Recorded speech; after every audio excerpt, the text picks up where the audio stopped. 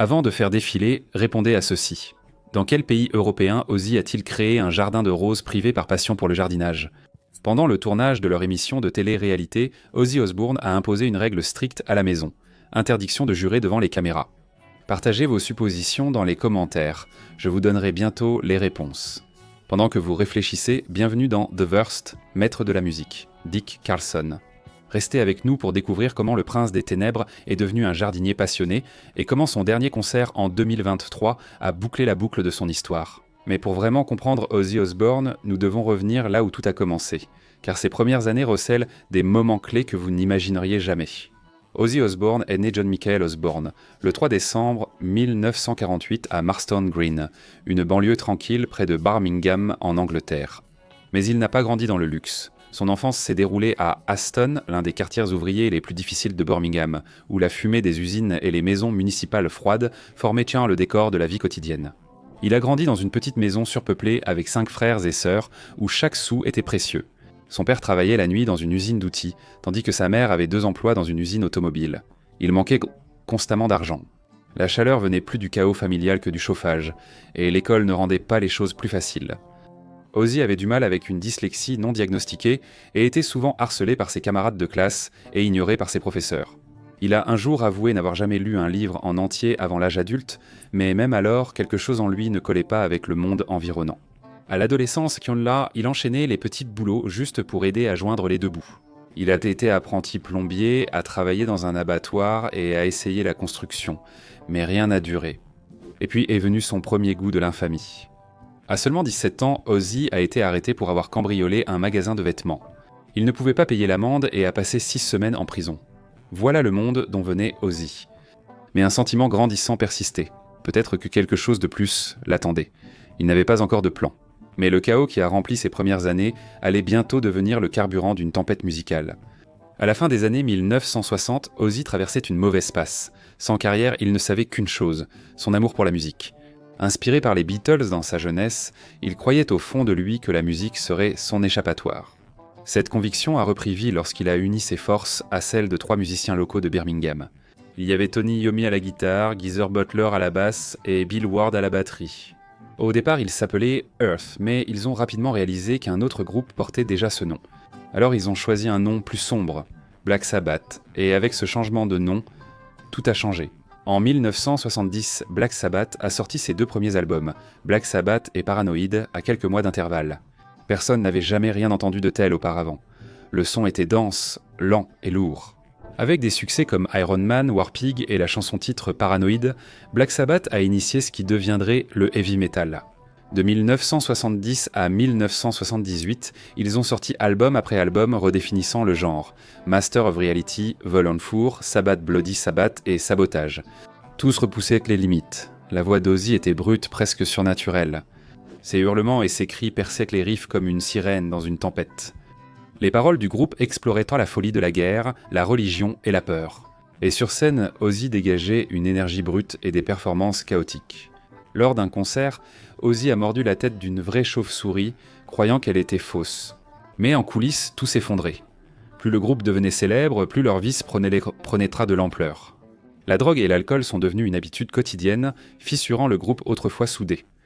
Ozzy a commencé à décliner, manquant les répétitions, oubliant les paroles et devenant de plus en plus imprévisible. La musique perdurait, mais l'alchimie se brisait. En 1979, le groupe avait atteint un point de rupture.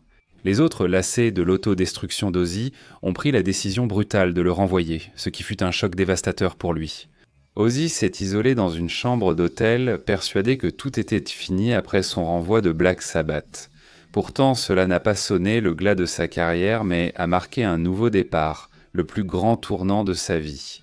En 1980, juste un an après avoir touché le fond, Ozzy a lancé sa carrière solo avec l'album Blizzard of Oz. Dès le départ, c'était un véritable bouleversement. L'album comprenait des chansons comme Crazy Train, qui est devenu l'un des hymnes rock les plus emblématiques de tous les temps, mais la véritable magie derrière la musique venait du partenariat d'Ozzy avec un jeune génie de la guitare, Randy Rhoads. Leur alchimie créative était électrique. Ensemble, ils ont apporté une touche novatrice et audacieuse au heavy metal, mais alors que le succès arrivait, la tragédie les a frappés. En 1982, lors d'une étape de la tournée en Floride, Randy Rhoads a été tué dans un accident d'avion tragique. Ozzy était à nouveau dévasté, ayant l'impression d'avoir perdu un frère. Il a failli arrêter la musique, mais a continué malgré tout. Dans les années qui ont suivi, Ozzy a sorti des albums à succès comme Diary of a Madman, Bark at the Moon et No Rest for the Wicked, consolidant ainsi sa place en tant que superstar solo. Durant cette période, quelque chose de plus bouleversant encore s'est produit. Il est tombé amoureux. En 1982, Ozzy a épousé Sharon Arden, la fille de son ancien manager. Depuis, Sharon est devenue son pilier. Elle gère sa carrière et a fondé une belle famille. Ensemble, ils ont eu 3 enfants. Pendant qu'Ozzy continuait ses tournées enflammées, à la maison, il bâtissait quelque chose de stable et durable. Au milieu des années 90, Ozzy avait déjà bâti une remarquable carrière solo. En 1996, Ozzy a lancé l'Ozzfest, un festival itinérant de heavy metal qui rassemblait les groupes les plus bruyants, les plus déchaînés et les plus passionnés de la scène. Ce qui avait commencé comme une expérience audacieuse est rapidement devenu l'un des festivals itinérants les plus réussis de son époque. Les fans remplissaient les arènes et les scènes en plein air année après année, et l'Ozzfest est vite devenu un incontournable dans le monde du rock. À son apogée, le festival a rapporté plus de 100 millions de dollars, prouvant ainsi qu'Ozzy était pleinement aux commandes. En 2002, Ozzy a surpris tout le monde par un geste inattendu. MTV a lancé une émission de télé-réalité appelée les Osbourne, offrant aux fans un regard sans filtre sur la vie quotidienne d'Ozzy, Sharon et de leurs enfants. C'était bruyant, bizarre et souvent drôle. Le monde a vu un nouvel aspect d'Ozzy. Il n'était plus simplement un rocker mordant des chauves-souris, mais un père perdu tentant de comprendre la télécommande et marmonnant durant les repas familiaux.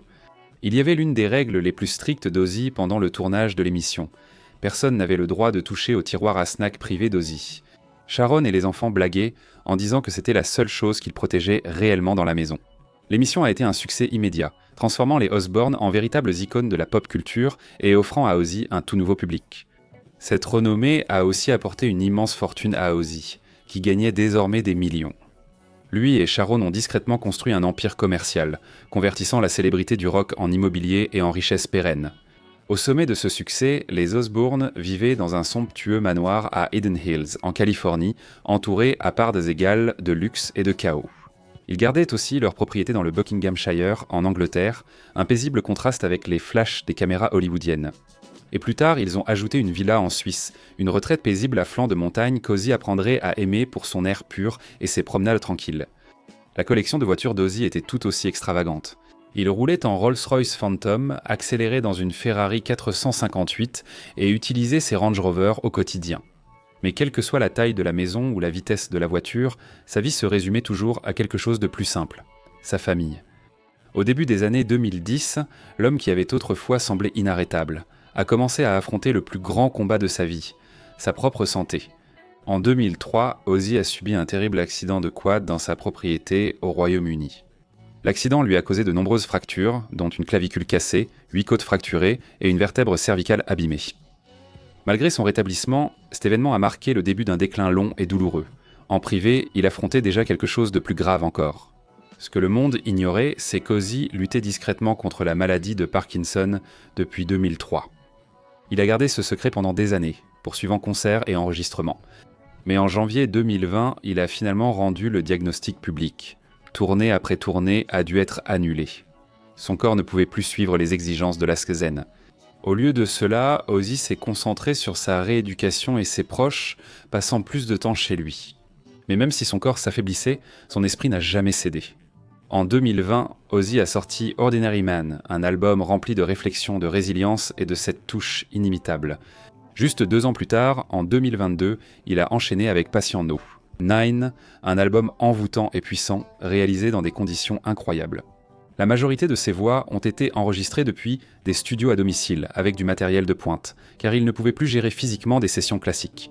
Malgré le déclin de sa santé, Ozzy restait mentalement inébranlable.